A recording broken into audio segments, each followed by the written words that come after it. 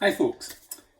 Sorry, I haven't had a video out to you for a wee while there just now, but I've had some problems with my computer caused by a Windows 10 update that I've been trying to resolve. Anyway, so today I'm afraid this is coming to you via my iPad, so not quite sure of what the quality and the sound will be like, but hey, we'll just bash on and see how we get on. Now, I know many of you will have heard about mighty Edinburgh Castle that towers over the centre of Edinburgh, and I know a lot of you will have visited, this ancient fortress when you've been in Scotland. But I just wondered, did you know that we used to lock damned Yankees up in there, in the castle? Oh, and we also, lots of other nationalities as well. So I thought I'd just tell you today this quite amazing story about how Edinburgh Castle has been used to hold prisoners of war. So just a wee brief background. Edinburgh Castle, it's existed for more than over 1,000 years. But actually, people have lived on that site for a lot longer than that. In fact, this great rock on which the castle is perched, which is the remains of an ancient volcano. It's actually the core of an ancient volcano. This rock is thought to be the oldest continuously occupied fortified place in Britain. And as an example of that, when the Romans came here, the Castle Rock was already occupied by a Celtic tribe called the Votadini, and they had a hill fort there. So even in those days, it was already a fortress such. So this rock has, a long history as a place of safety, as a secure location, one that is easily defended, that your enemies would struggle and could not capture without a great deal of difficulty. But as a prison, really, not a lot of people would think that of it. So I mean, certainly the prison the castle has always been used to lock up what you might call troublesome individuals. Usually, I suppose what would they call nowadays high worth people or whatever. So they could be Scottish nobles who had upset the king or queen, or foreign knights or English knights, foreign knights or whoever who were captured in battle and then kept for ransom. So people like that had always been kept in the castle, but its first use really as a prison for prisoners of war was in 1758. So that's, we're after Culloden, we're at the time where, I suppose you might say, Jane and Claire are in America,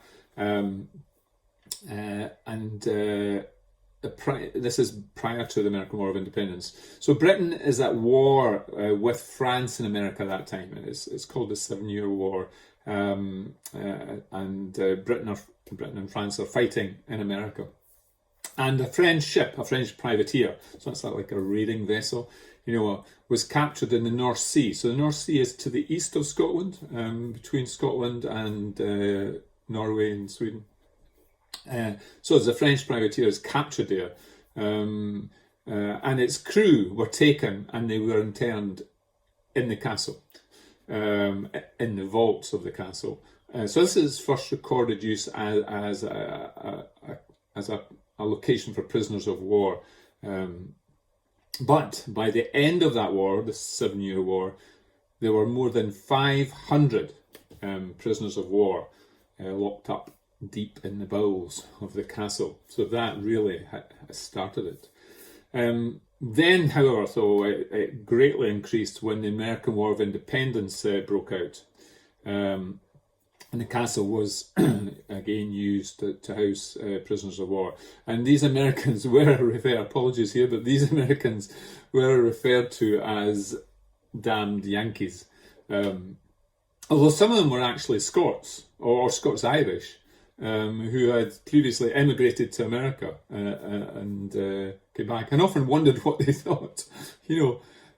I immigrated to a new life in North America, and here I am back in Scotland. Not only that, stuck in the bowels and the vaults of this mighty fortress. I don't know what they would think about that. And actually, most of them were sailors. So most of the prisoners were sailors. And in fact, two sailors. You may have mentioned in one of my videos, I talked about John Paul Jones, the father of the US Navy, and who was himself a Scot, and how he raided around Britain and around the coast of Scotland. Well, two of the prisoners in Edinburgh Castle were sailors from John Paul Jones's fleet, who were captured whilst he was raiding off the coast of Scotland. So they were amongst them. So as well as our American prisoners, there were also Spanish, Dutch, and I think some Irish as well. And then we had, so following the American War of Independence, we then had the wars with Napoleon, with Napoleonic France it's called. So when the Emperor Napoleon is causing problems throughout Europe. And this brought another big contingent of prisoners to Edinburgh Castle. Again, mostly sailors. And the one was a 5-year-old drummer boy, captured at the famous Battle of Trafalgar. And he is also interred in the castle vaults. So, crowded into these vaults and conflicts and feuds amongst the various nationalities of prisoners, often broke out. And they were also continually trying to escape. And one prisoner, unfortunately, came to a very bad end, a fatal end, when he hid in a dung cart. But then they took the dung cart and emptied its contents over the castle wall, obviously including the prisoner who had chosen to hide himself in there. So his end wasn't good. However, 4 other prisoners managed to escape, I believe, using the washing lines. So that's the ropes that in Scotland we would hang out our washing on. Yep, so they got away on that.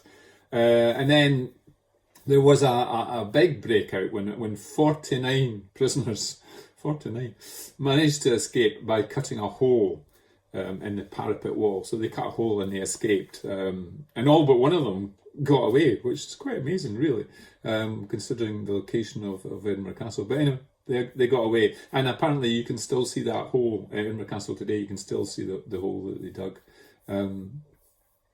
The prisoners were, however, they were kept in reasonable conditions. There were fireplaces in the vaults to help keep them warm, and the vaults did have ventilation, so it wasn't, for instance, like how prisons in medieval castles had been, which were pretty terrible.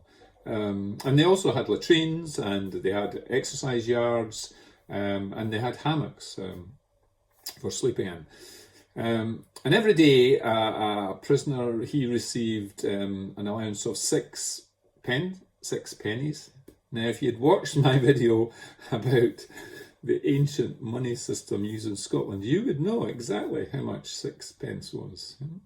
And is this a little quiz for you? So 6 pence was half a shilling, and there were 20 shillings in a pound. Probably doesn't help you much. It's roughly, I think it roughly equates to 2.5 new pence in Britain, which is about, 2 cents in the US, probably 2 euro cents, somewhere around about that. So they were given that as a daily allowance, and they were also given rations of food, which varied each day, but they were given rations of food, and they got 2 pints of beer a day. So it's not too bad. That probably has more to do with how bad the water would be, I suspect. And for some reason, I haven't been able to work out or discover, French prisoners received an extra 1 penny per day. And they were also given new clothes. Why? Vive la France. I don't know why they got that. But anyway, they did. However, I'm not saying that life there was great, because, one of the things, Edinburgh Castle, it's kind of renowned as a cold, windy place. And even the Scottish kings and queens did not like staying there, and they much preferred the Palace of Holyrood House. It's up there, exposed on this big, huge rocky outcrop, and it would be at its best, it would be cold and drafty. And especially, I don't know, for those of you who've been in Edinburgh when this happens, when the weather comes in from the east, so from that North Sea on the east, you can get this thing that we in Scotland call a har, which I suspect comes from a Dutch word. Maybe some Dutch friends might put me right on that. But basically that's a cold sea fog. So when it comes in, nobody likes it. We don't like it, It's just blankets everything with this cold sea fog. And that comes in off the North Sea. So at times like that, it would not be a very pleasant place.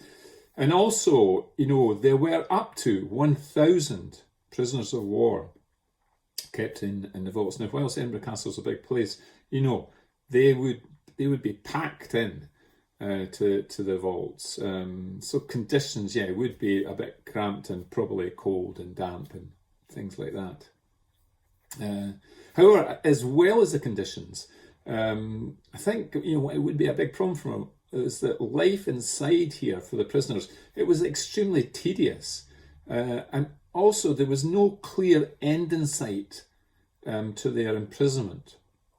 They were so far removed from the centre of whatever war was taking place, which was either in Europe or in North America. And they're stuck away up in Edinburgh, in Scotland, stuck away on the outskirts of Europe. So there was often huge delays in repatriating them home, when, say, peace had been agreed or whatever. And that little drummer boy, 5-year-old drummer boy captured at Trafalgar, he spent 6 years imprisoned in Edinburgh Castle, which, would be very hard for anybody. And a lot of the prisoners just died in captivity. Even though they were reasonably well looked after, they just died. So what many prisoners did, excuse me, to get away from the tedium was that they spent a lot of their time carving ornaments out of bone or crafting trinkets and things from wood and straw. And they also made things like hats and wooden boxes, board games and chess sets and things like that. But the great thing was, and I was quite amazed to read this, was that they were allowed to sell their goods to visitors to the castle every day. Apparently between 10 a.m. and 3 p.m. they could go out and sell whatever they had made. And one prisoner, he apparently made this fantastic replica sailing ship, which is still on display in the castle. And he sold it to, I think it was the Duke of Atholl. Duke of Atholl, who must have been visiting the castle, for some amazing sum. Like, I've probably not got this quite right, guys. This is just from my memory. It was something like £5, 10 shillings, which in those days must have been a huge amount of money. Anyway, the prisoners were allowed to do this, which I thought was good, and that allowed them to get a little bit extra money in, and they could buy luxuries, things they wouldn't get on their rations. Certainly things like tobacco and things like that. They could use it to buy that. However, there were some prisoners who went a wee bit too far, I think, in as much as they carved dies, which would allow them to print Scottish banknotes. They carved them out of bone, I think. And I think, again, one of the dies is on display at Edinburgh Castle. So I think that was probably a step too far to be printing banknotes. So, guys, just a little historical insight there. And actually, I thought if you're ever in Edinburgh Castle sometime in the future, you definitely have to visit it. And when you're there, you should go to this exhibition, which is down in the vaults. So it's not up where a lot of the visitors go to, where the Great Hall is and the Crown Room and everything like that. It's downstairs, down in the vaults. But I would recommend it. It's very well worthwhile. It's a very good exhibition. And will explain a lot to you and show you lots of things that they made and that are realistic things from that time. But anyway, if you're ever back in Edinburgh Castle, maybe just give a little thought to all those Americans, those damn Yankees, and all the other nationalities who we decided to lock away for many, many years in these mighty vaults. Anyway, hope you've enjoyed it. Don't know what the quality is like, but hopefully it's reasonable. And if you want to give me a like, share it with your friends, that would be wonderful. I will be trying to put this onto my YouTube channel, Gordon Scotland. So again, people should be able to see it there as well. We're still in Scotland. We're still pretty much in lockdown. So everywhere around the world, you're the same. Keep yourself safe. And until we meet again, I just always, want to wish you all the best from Scotland.